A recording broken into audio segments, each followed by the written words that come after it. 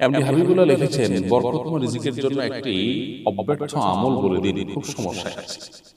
ভাই হাবিবুল্লাহ, আল্লাহ তাআলা আপনাকে বরকতময় রিজিক দান করুন, আমরা মনে প্রাণে আল্লাহ তাআলার কাছে দোয়া করি এবং সেই সাথে আপনাকে আমরা পরামর্শ দিব রিজিকের আল্লাহ তাআলার পক্ষ থেকে রিজিক এবং রিজিকে বরকত লাভের 10টি চাবি, এই মর্মে একটা ভিডিও আমাদের আছে, বেশ অনেক বছরের পুরনো।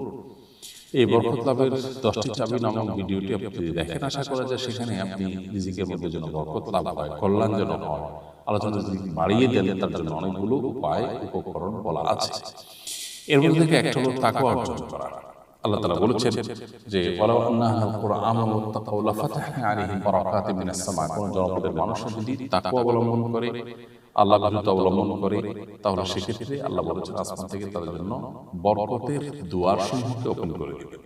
ইস্তিগফার করলে আল্লাহ তাআলা রিজিক বাড়িয়ে দেন, আত্মীয়তার সাথে সম্পর্ক ভালো রাখলে আল্লাহ তাআলা রিজিক বাড়িয়ে দেন। রিজিক বাড়ানোর আরো যে সমস্ত আমলগুলো রয়েছে সেগুলো আমরা বেশি করার চেষ্টা করবো। আল্লাহ তাআলা আমাদেরকে তৌফিক দান করুন।